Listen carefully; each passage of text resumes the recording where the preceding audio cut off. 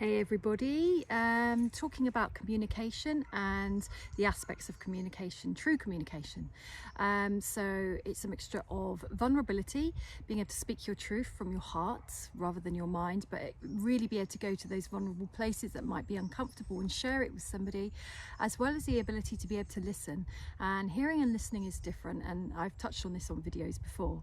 So when we're vulnerable, in order for somebody to truly know us or to know what our need is or how we feel, we might have to express ourselves at a much deeper level than surface of just expressing what we're thinking in that moment. We might have to go right down into our heart and share with somebody, which can feel risky. The vulnerability of what it is to be sharing something so deep, to share how sad you might feel about something or upset or hurt you might be about something, because we all wear masks and we wear masks to protect ourselves, but we can often get frustrated in our closest links because we want that person just to know us. We automatically assume that they might, but actually we have to do the hard work so that they can meet us where we're at. That person can only know you at the same equal depth that you're prepared to share of yourself. So it might be that even in our closest links that we've been with for years, they still might not know aspects of us, and that can make us feel alone, and they might feel that something's off, and it's a really common phenomena. But in order for that person to know you truly, you have to show them, well, you don't have to, but it helps to be vulnerable, to show them the parts of you that maybe only you know about, maybe that might be a bit squirmish, a bit squeamish, might be embarrassing, might feel shameful, but that's what vulnerability is.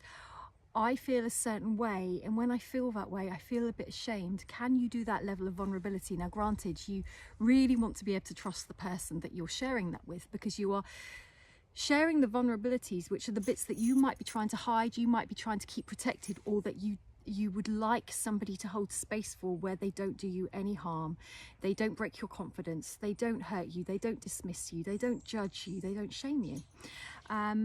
What might be helpful to receive and to be able to give in that instance is to be able to truly listen. So when you're listening to somebody, you listen to them as long as it takes, whilst they're still talking, right to the end, without trying to jump in between sentences because something's come into your mind. When we truly listen and hear, we will wait for that person to finish talking before we start to share with them what's come into our mind, which might be, oh, when you said that, I thought about when that happened to me 10 years ago. No longer listening, you've made it about you.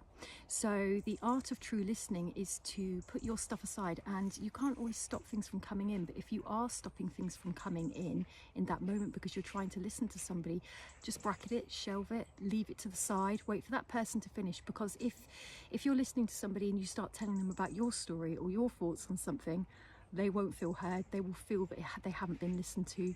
Make it about them. It needs to be about them.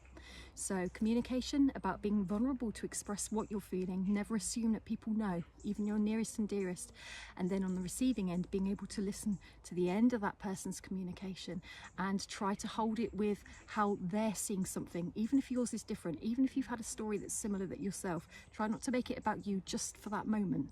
And communication can be bridged, can be developed, can grow connections, relationships and people individually, and create a tremendous amount of healing, and at the very least, what it is to be heard.